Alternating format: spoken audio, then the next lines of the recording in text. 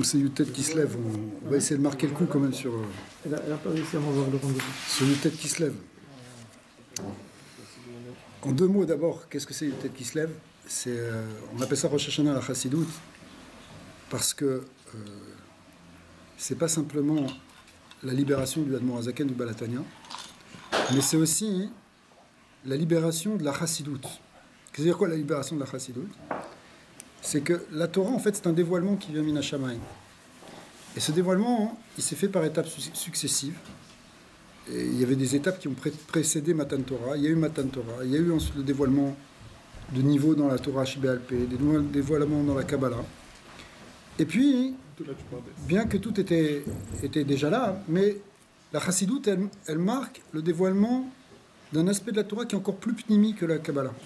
Ou qui est plus exactement la pnimiut de la Kabbalah, c'est-à-dire ce qui permet d'expliquer en profondeur ce qui est marqué dans les textes de Kabbalah, parce que c'est pas évident de comprendre.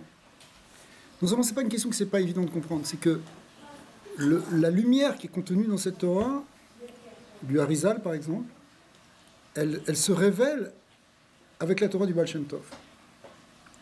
Et de ce point de vue-là, c'est considéré comme les prémices de la Torah qu'on va connaître au Mashiach.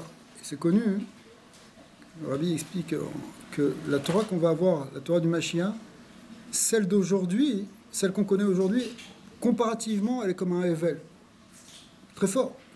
On est encore la Torah qu'on a connue par rapport à des niveaux qui vont se dévoiler, parce que c'est toujours la même Torah, mais c'est des niveaux qui se dévoilent, c'est encore presque insignifiant. Mais avec la Chassidoute, on est Tohem, on goûte déjà de la Torah du Mashiach. Comme avant Shabbat, on goûte les Pshat de Shabbat. La Chassidoute, c'est déjà une manière de goûter de cette Torah du Yichud Hashem, cette Torah où l'homme il fait un avec Dieu, où il est proche d'Hashem. Et ça, c'est le lien du Torah de Chassidoute. Or, il y a la Chassidoute en tant que telle, c'est dévoilé dans le courant du XVIIIe siècle, mais il y avait un blocage en haut comme en bas. Parce qu'avant tout dévoilement de Torah, il y a un blocage en haut, comme on voit avec Moshe Rabbeinu, que les anges les ont accusés, ils ont dit « Ma'enosh kitiskerenu, pourquoi tu veux leur donner la Torah ?» Et là aussi, il y avait dans le ciel un kitroug, une accusation qui empêchait de donner la Torah. Et en bas, du coup, ça se traduisait aussi par une accusation.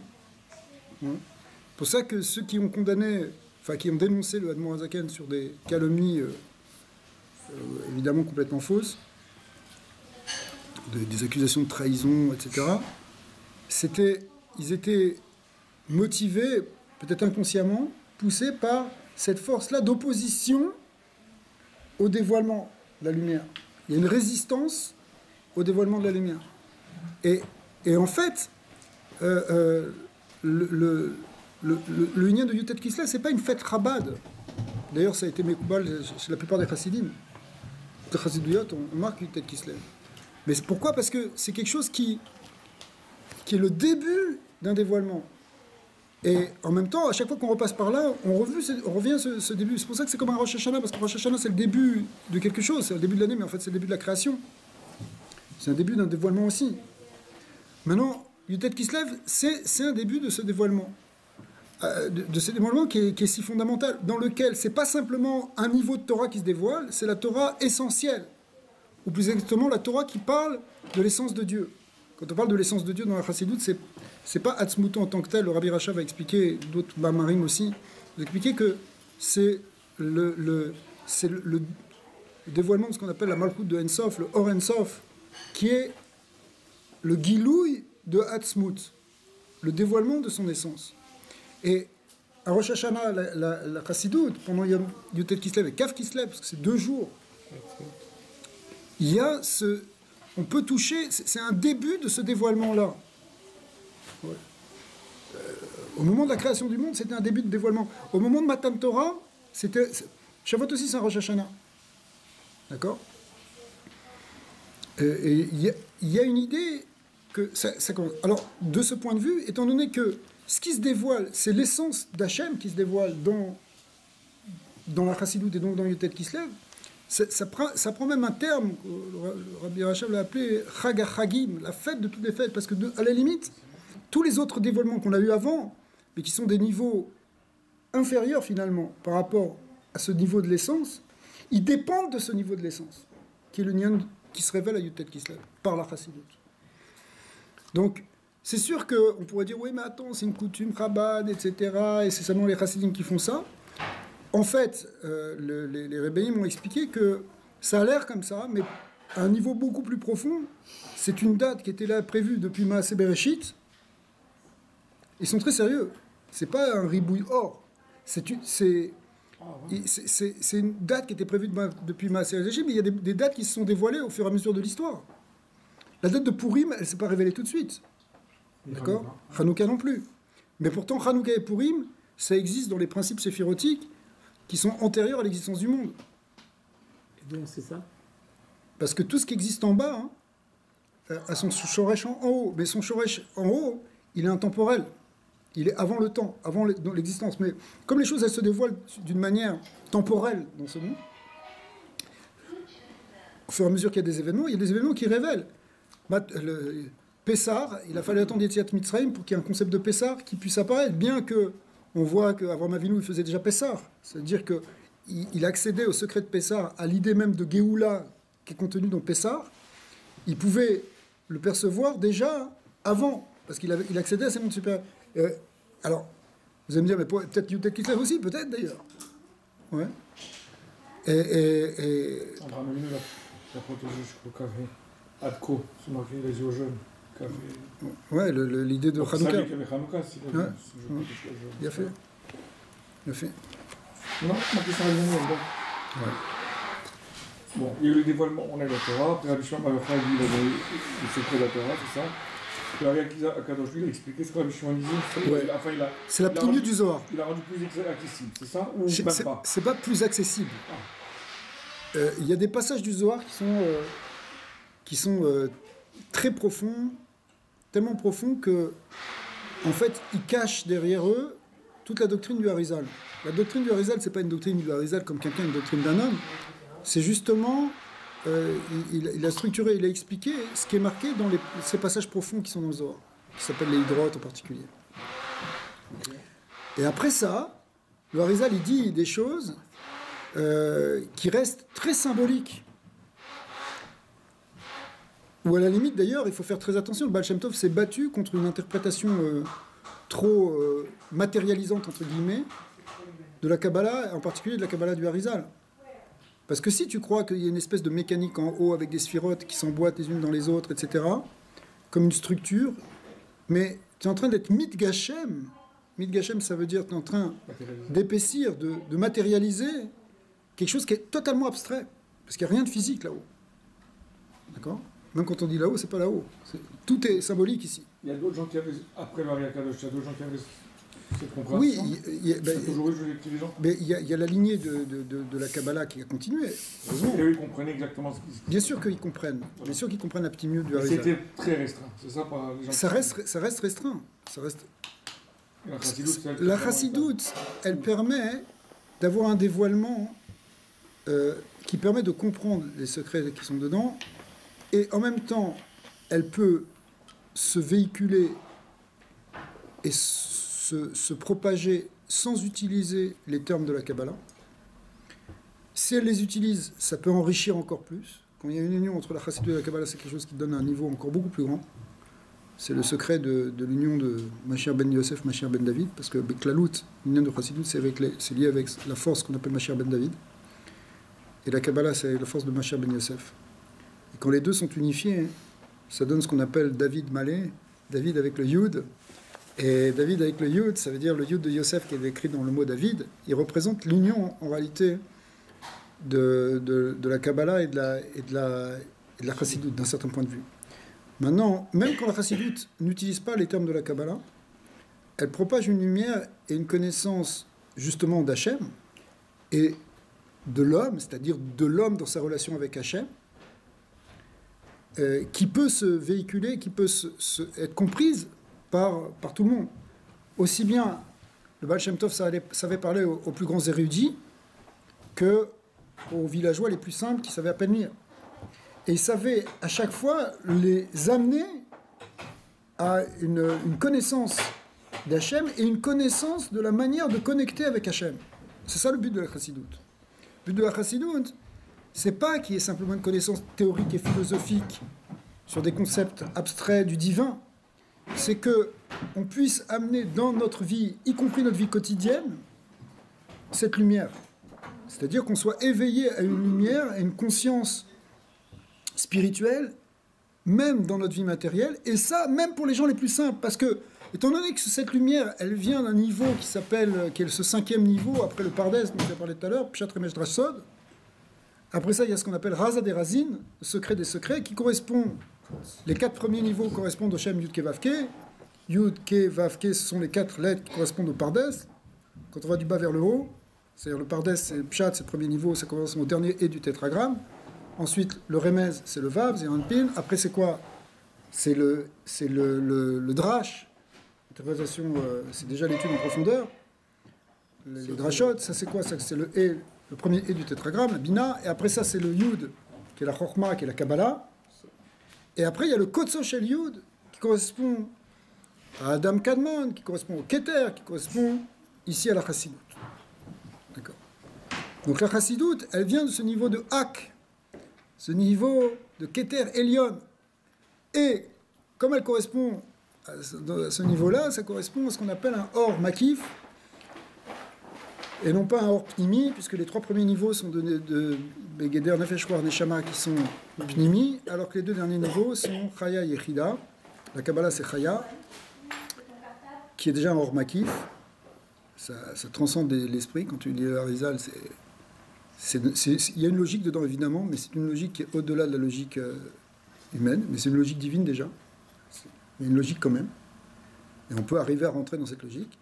Et dans la Chassidut, alors là, c'est un niveau qui transcende la logique et l'illogique, c'est-à-dire qu'il peut se rentrer absolument dans tout.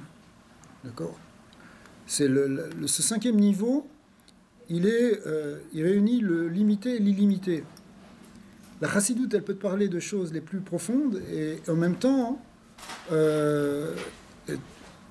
parler dans le pshat. Il y a un lien d'unifier le sod et le pshat. Déjà, même le Réa Kadosh, il a laissé des choses là-dessus. Mais il a donné des sodotes sur des pshatim de la Gemara. Pas beaucoup d'ailleurs. Il y a encore beaucoup de choses à dévoiler là-dessus. Mais la force ici, c'est qu'il y a quelque chose dans la Chassidut qui transcende même l'opposition entre pshat et sod. Parce que ce hors makif de Yechida, il peut descendre dans tous les niveaux.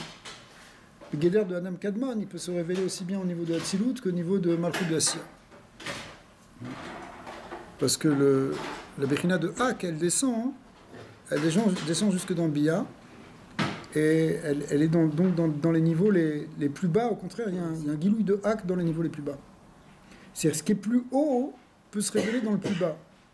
Or, c'est ça le Tachlit, normalement. Le Tachlit de la création, c'est que l'essence de Dieu, ce qui est le plus haut, le Or En Sof, quand on parle de Hatzmut, ça veut dire Or En Sof, ou Malchut de Or En Sof. On ne peut pas parler de Hatzmuto en tant que tel. Quand il y a ce niveau qui se dévoile, alors, ce niveau, il doit se dévoiler dans le monde d'en bas. Ouais. Ça change rien par où il se dévoile. S'il prend Dina ou Chachma, s'il passe pas. Non, il doit prendre tous les kavim, ça doit se dévoiler. Il doit complètement descendre dans tout. Il doit se rejoindre la Malchut. Ça doit se révéler dans la Malchut. Oui, mais c'est plus fort. Il faut obligé de passer partout, non, pour pas. Non, mais non, il y a des choses qui peuvent pas forcément. Mais c'est mieux que. C'est marqué Malchut Ra Malchut Kol Olamim. C'est-à-dire que la Malchut d'Hachem, qui est la Malchut du Ensof, parce que Dieu est infini, elle est la Malchut qui doit se révéler dans tous les mondes, y compris même dans les mondes les plus inférieurs. Celle qui doit contrôler tout. Pour arriver à Malchut, est-ce qu'elle est obligée de passer partout ou elle peut passer par Gvora et descendre jusqu'à la fois, ou passer par Chachma, ou il faut passer par les 3? Comment tu fais rester? En général, en fait, c'est sûr que ça doit passer partout. Concrètement, si tu veux, c'est dire que nous, on doit développer tous les degrés de notre Neshama. Mais en même temps, quel que soit le niveau dans lequel tu es, c'est un niveau de Nefesh, tu peux avoir accès à la lumière la plus haute. C'est ça que ça veut dire. Mais c'est sûr qu'on doit travailler sur tous les niveaux. C'est pas pour te rendre pas tour d'étudier quoi que ce soit d'autre. Non, c'est sûr. Mais, d'un autre côté, chacun il est à son niveau, chacun où est-ce qu'il est, et chacun avec ses limites. Mais dans les limites où il est, il peut avoir accès au Créateur. C'est justement ça ce que je voulais dire. C'est-à-dire, c'est ça, avoir accès à la Hatzmout. Tu as accès à Hachem, quel que soit ton niveau. Tu sais à peine lire. Alors tu es fichu si tu sais à peine lire. Tu pourras jamais y arriver. Combien il va falloir avant que tu sois un tzaddik? Tu sois un Talmid Chacham. Mais tu ne seras jamais un Talmid Chacham. Quand tu vas finir le chasse, tu n'arrives même pas à lire une Gemara. Pas toi. Quelqu'un. Et bien, voyons, le Baal Shem Tov te dit, même là où tu es aussi proche de Dieu que le plus grand. Parce qu'Hachem, il est infini, et que son infinitude, cette malchoute infinie, elle peut toucher dans tous les niveaux. Au contraire, même, elle se dévoile encore plus en bas. Alors, ça ne te rend pas patour de travailler sur toi. Au contraire. Mais surtout, ne rentre pas dans un espèce de youch de te dire, bon ben, le spirituel, c'est laissé pour les grands saints. Non, là où tu es. Non, moi, je trouve que c'est au contraire, que là, tu prends ce que tu veux. C'est pour ça que la chassidoute, c'est la Torah déjà du Mashiach, parce que la Torah du Mashiach, elle va toucher tout le monde. Elle ne va pas toucher simplement un groupe d'érudits ou de religieux orthodoxes. Elle doit toucher tous les juifs, elle doit toucher même tous les goyim. Mais oui, le but, c'est marqué clairement dans les prophéties, c'est que la connaissance d'Hachem, elle va se répandre dans le monde entier, et que toutes les nations vont reconnaître Hachem. Donc, reconnaître Hachem, ça veut dire prendre conscience de son unité, prendre conscience de sa grandeur, prendre conscience de son existence. Donc, il faut que tu puisses parler à des gens qui sont dans le coup, ou des gens qui ne sont pas dans le coup, parce que ça ne change rien. Puisque tu parles de la chose la plus essentielle qui est dans l'univers, qui est la présence d'Hachem. Il suffit simplement d'arriver à permettre à chacun de pouvoir ouvrir les yeux, de pouvoir se changer un petit peu, se transformer légèrement, pour pouvoir percevoir ce qui se cache derrière la réalité apparente, mais qui est en fait la réalité. La réalité spirituelle. C'est pour ça que... Est-ce qu'ils percevront la même chose? Chacun le perçoit à son niveau. À Kol, je veux dire. Chacun, il est par rapport à son niveau. Mais ça a toujours été comme ça, ça sera toujours comme ça.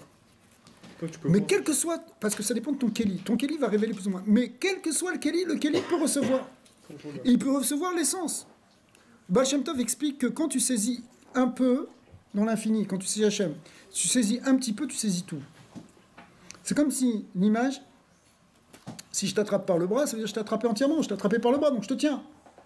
Donc il n'y a pas de tfissa, une fissa Bemixat, même quand tu saisis un petit peu du divin, quelque tu as saisi le divin, tu peux le saisir qu'un petit peu en fonction de toi. C'est comme si tu regardes l'océan, tu regardes la mer, tu pourras de toute façon pas boire tout l'océan. Tu vois un lac, faut dire lac parce que c'est immense, un lac gigantesque. Tu peux pas le boire entier, mais dès que tu en as bu un peu, tu as bu de l'eau du lac. Tu comprends? Et alors, un, il va pouvoir boire beaucoup, d'autres un peu moins. Mais c'est pas grave, parce que tout le monde est touché par la même lumière. C'est comme ça que tu nous avais défini les séphirotes, comme des bennes. Vous avez donné l'image d'une benne, tu vois, qui venait et qui ramassait quelque chose dans cette lumière qui descendait de l'infini. Tu oublies? Ouais, j'ai oublié, mais pourquoi pas? C'est comme une benne qui vient, qui va faire un kéli, elle a capté le chesed, l'autre elle a capté le... Ouais. Mais moi, j'ai quelque chose qui m'intrigue, c'est pourquoi dans la pratique de tous les jours, parce que tout à l'heure tu as commencé le cours en disant que c'est l'union entre le haut et le bas. Dans tous les jours, on va du bas vers le haut. On fait Shema Israël et après Baruch Shem Kevod. Pourquoi quand on étudie tout le temps la Chassidut, on démarre des séphirotes du haut vers le bas et on ne commence pas par Malchut de commencer Non. par le haut. La vérité, c'est que Beklalout, de manière générale, la Chassidut, c'est quelque chose qui va du bas vers le haut. Parce que c'est... Tout le temps, quand on fait ça va du bas vers le haut, ça veut dire c'est l'homme qui se rapproche d'Hachem. C'est ça.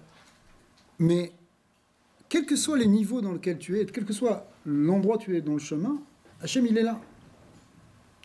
C'est sûr que tu as tendance à monter, à progresser, à t'affiner, à faire des birourim, à devenir de plus en plus détaché du matériel, prendre du recul par rapport aux choses.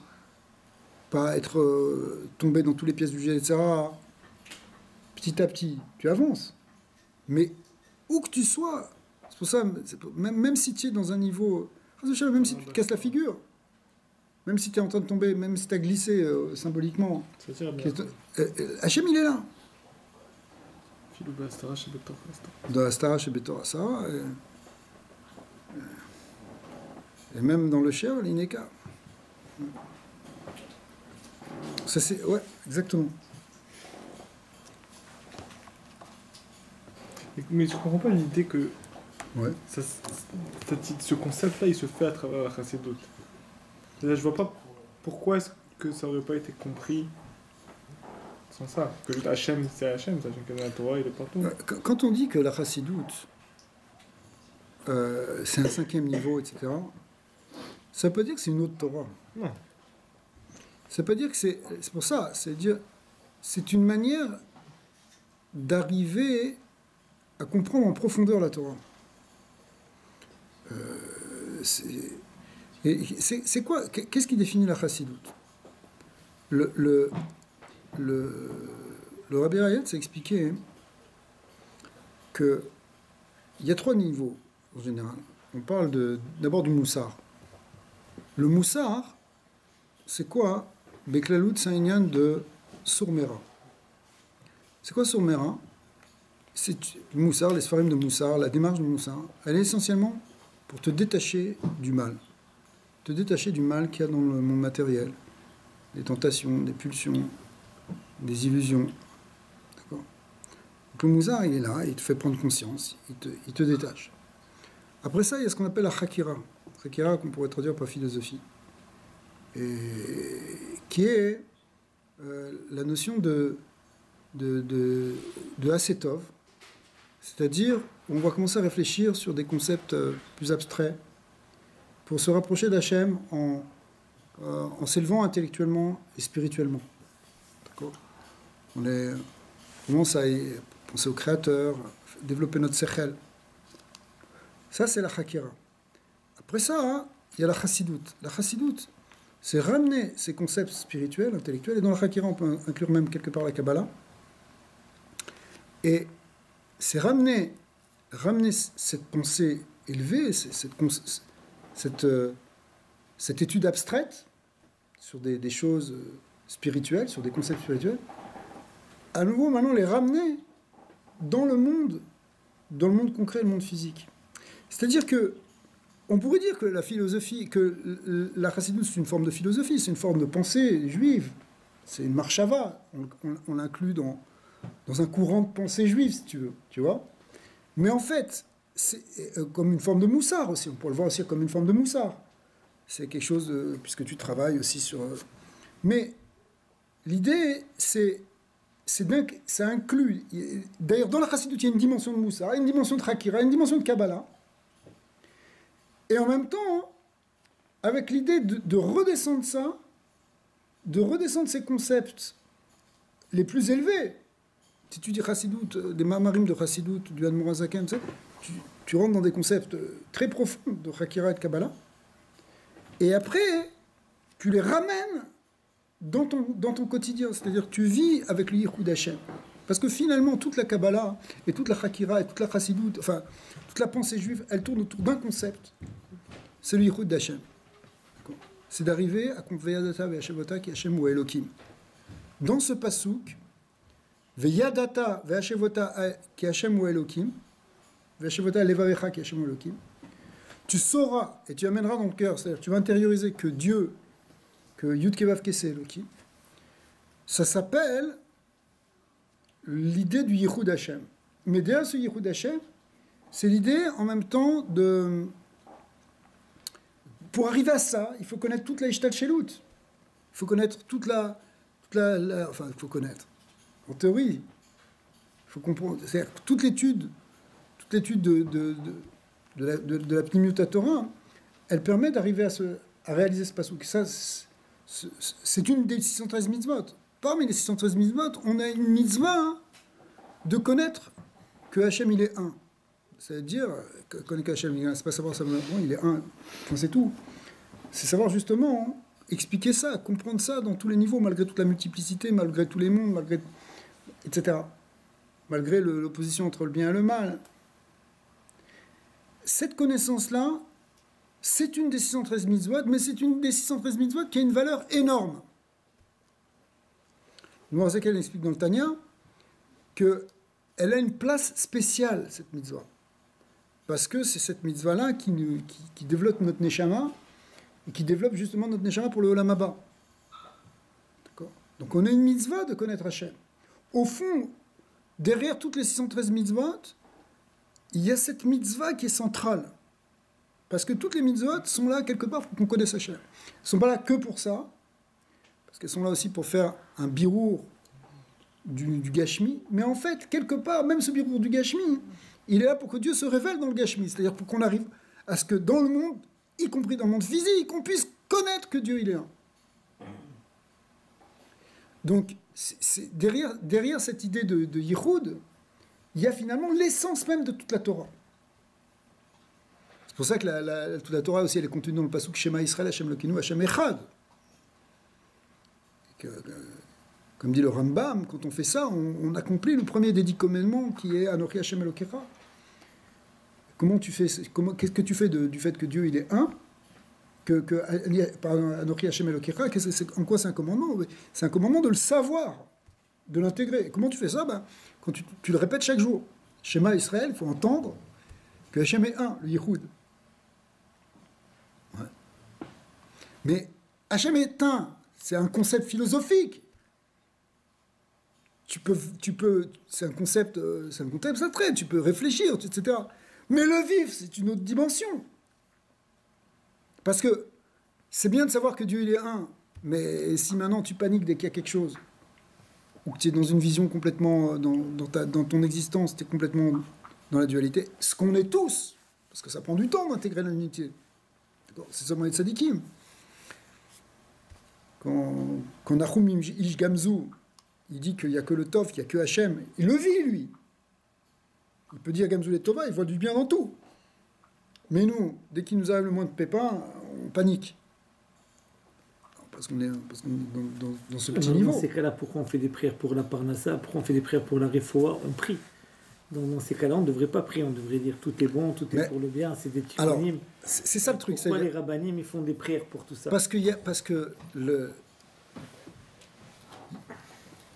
Et ça, c'est intéressant ce que tu dis, parce que c'est une manière aussi d'expliquer la différence entre la Emouna et le Bitachon. Parce que la Emouna, c'est quand tu sais que tout ce que Hachem il fait pour le bien. Et pour le bien. Mais le Bitachon, une des explications, c'est que c'est vrai que tu as confiance que tout est pour le bien, mais tu veux que maintenant, tout soit pour le mieux. C'est-à-dire que ta confiance en Hachem, elle est que maintenant, tu veux que ça se manifeste aussi comme quelque chose de bien. C'est pas parce que tu t'annules à Hachem, si tu veux, que tu es dans un bitoul. Par exemple, Yosef Hatzadik, dans la paracha de cette semaine, il devait vivre une épreuve où d'abord il devait être battel complètement à la volonté de Dieu. Il s'annule complètement. Tout ce qu'Hachem dit, tout ce qu'il fait, c'est le bien. Ah, tu es en prison pendant 10 ans. Où est-ce qu'il est le bien? Pas de bien. Okay? Tu as été jeté par tes frères dans un puits, vendu comme un esclave, accusé, dans une prison affreuse. Et pourtant, non seulement il ne doit rien dire, mais il ne doit même pas demander à quelqu'un de venir l'aider, parce qu'il doit avoir une confiance complètement cachée. Mais en même temps, les 2 dernières années qu'il va passer, après ces 10 ans, il ne faut pas qu'il tombe dans un iouche. Parce que quand ça ne marche pas, là, alors voilà, il n'y a plus rien qui marche. Alors, une iouche qui pourrait être un iouche positif en disant « Bon, eh ben, si Dieu veut que je reste toute la vie dans cette prison, je resterai toute la vie dans cette prison. » C'est pas ça. Il y a quelque chose de plus fin, c'est que il faut continuer à prier. Il faut continuer à espérer. Parce que c'est pas parce qu'on comprend que toute situation peut être la meilleure à chaque instant qu'on veut pas qu'il y ait une meilleure situation que cette meilleure situation, si je peux parler comme ça. D'accord? C'est-à-dire que Rabbi Nachman, il a une Torah là-dessus, il dit que Dieu il nous a donné la rachamim. Ça veut dire quoi? Dieu nous a donné la rachamim. Ça veut dire qu'il il nous demande à nous d'amener dans ce monde la rachamim telle que nous on la comprend. La bonté telle que nous on la comprend. Parce que quand quelqu'un il est malade, ça peut être une bonté de Dieu. C'est pour réparer son neshama, etc. D'accord? Mais celui qui est malade, il n'a pas envie d'être malade. Il préfère être en bonne santé. Parce que pour nous, la vraie bonté, c'est pas la maladie, c'est la santé. D'accord? Donc, nous, si on est malade, on va prier pour qu'il y ait la santé, mais c'est ça la vraie volonté d'Hachem. La vraie volonté d'Hachem, c'est que on amène le bien et qu'on dévoile le bien même dans un mal qui cache un bien, mais on veut vraiment un bien tangible et concret, comme disait le rabbi. Mais comment ce bureau il se fait alors? C'est quelqu'un qui devait être malade, qui devait se faire réparer comme ça et finalement... À la fois, tu dois avoir le bitoul, d'accepter ta situation, et en même temps, avoir la émouna, le bitachon, que Kadesh Baruch Hu, il peut tout changer à chaque instant. Mais pourtant, alors Yosef, il aurait pu dire, quand il a demandé aux deux qui étaient avec lui dans la prison, parle de moi à Pharaon. Ouais. Et pourtant, non, comme il n'était pas totalement dans l'émouna, on dit que ça lui a ajouté des années de prison. Parce qu'il demandait à un autre homme. Ouais. Oui, d'accord, mais c'est une façon. À un moment donné, tu donnes un kéli. Quand tu te fais un kéli pour la parnassa, tu comprends. Non, mais c'est sûr que pour nous...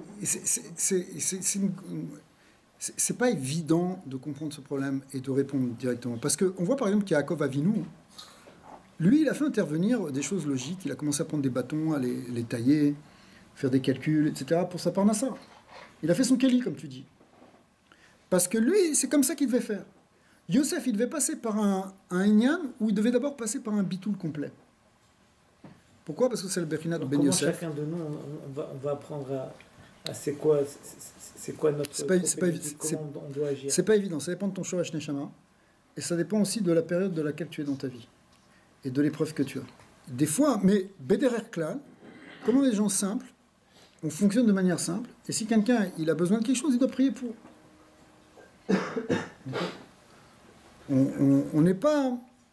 Non, mais ce que je comprends pas, c'est que dans les deux façons, soit comme Yosef ou comme Yaakov, la prière, ça reste une option. C'est faire quelque chose qui est différent. Yaakov, il a fait quelque chose de concret, là c'était bien, il a fait son kéli. Yosef, il a demandé à quelqu'un, là c'était pas bien. Mais le fait de demander à Hachem de lui parler tout le temps, ça c'est jamais quelque chose. C'est ça la tefila, c'est ça. Mais maintenant, il y a des moments où au contraire, il faut pas qu'il y ait de... Il faut pas qu'il y ait de... Pour prier. Il faut pas qu'il y ait d'action. C'est ça. Mais la prière, ça passe mais BDR Klal, c'est pas comme ça qu'on doit faire. C'est comme ce qui passait avec Moshe Rabbeinu. De manière générale, on doit agir. Quand il était devant la mer aussi, justement. Matisakela, d'abord Ben Israël Visaou. Il a avancé, je vous ai dit. Donc il y a des moments, quand vous dites qu'ils sont différents. C'est la émouna pure. Qu'il ne faut pas compter sur le miracle, il faut passer par le Derech HaTeva. Quand il a donné un kéli, il voulait passer, même s'il devait avoir la émouna, que c'est Dieu. Alors pourquoi on lui a reproché ça? Pourquoi on lui a reproché ça, Yosef? Alors c'est ça, pourquoi Yosef? Yosef, on n'aurait pas dû lui reprocher ça. Sauf que Yosef, dans son tikkun, où il va devenir le Meller, où il va diriger, il faut qu'il comprenne qu'il dirige d'abord. Qu'il n'y a pas de politique. Parce qu'utiliser un ministre pour parler à un roi, c'est de la politique. Yosef Hatzadik, il va devenir le roi. Il faut qu'il soit un roi qui soit totalement détaché. Et même chose aussi pour Yehuda. Yehuda, il va se retrouver dans une épreuve où il va voir qu'il contrôle strictement rien. Que tout est contrôlé d'en haut. Et c'est ça qui va lui permettre d'être le roi. Lorsqu'il va reconnaître ça, avec Yehuda, il va mériter réellement d'être le roi. Ça ne demande pas que ça pour être le roi, mais il faut qu'il passe aussi par là. Par rapport à la théorie d'Adam Arishon, non? Quand tu as vu la chamaille, il lui versait la femme, il avait reconnu. Ça aurait été peut-être... Ouais, c'est aussi par rapport à Yosef. Si vous voulez, on va faire une... Non, mais juste un truc. Mais ouais. Cette idée-là, que bon, c'est sûr que comme c'est les rois, ils doivent encore plus s'annuler et comprendre. Mais pourquoi est-ce qu'on ne devrait pas tous passer par ça? En fin de compte, on doit tous réaliser qu'on contrôle rien. On doit tous passer par ça aussi. Et tous, en gros, le roi de sa maison, de son... Alors, il y a tout le monde qui... Bien sûr. Alors, tout le monde doit prendre cette forme-là un peu aussi, non?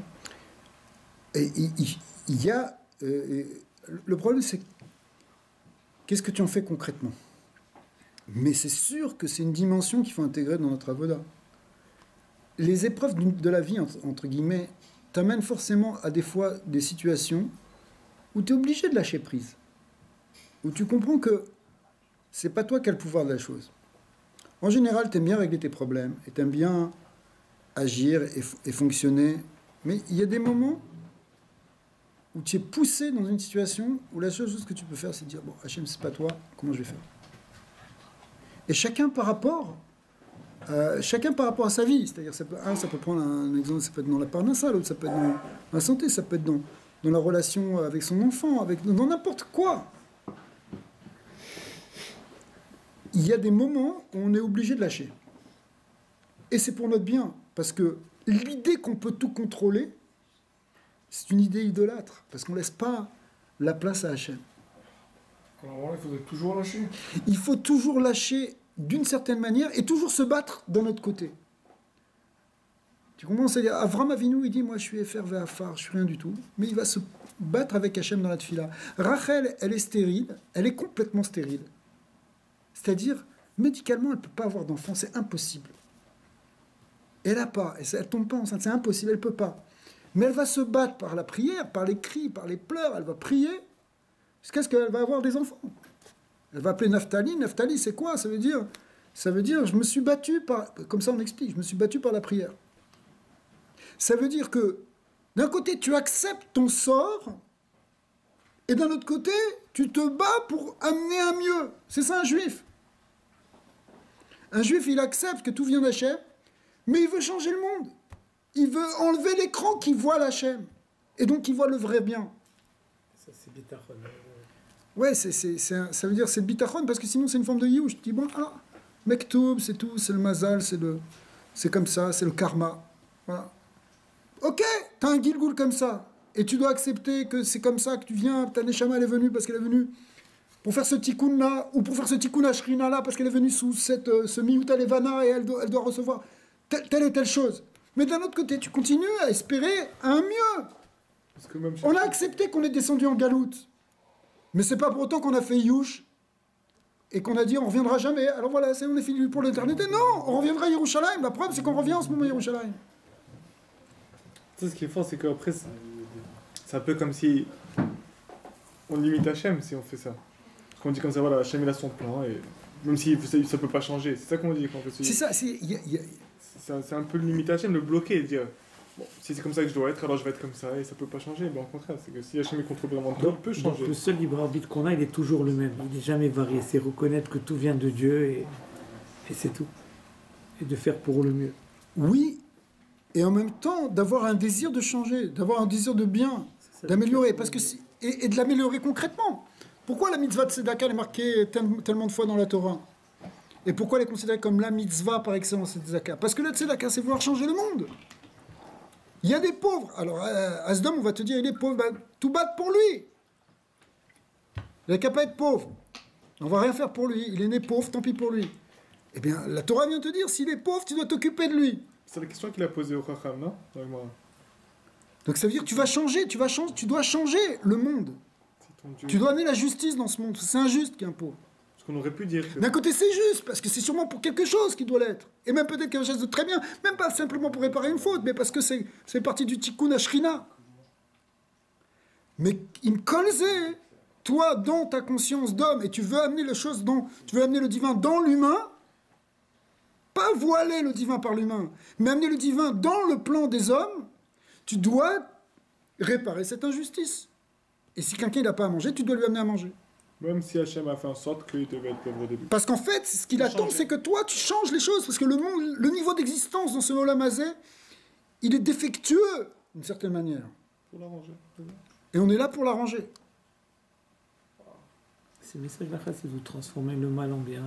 C'est le message chazak de la Chassidut, bon, de toute la Torah Kula, mais la Chassidut l'a expliqué encore plus. Parce que sinon, on sert à rien. Sinon, on serait complètement passif. Ça, on sert à rien. On serait simplement des marionnettes. On va attendre. Ouais.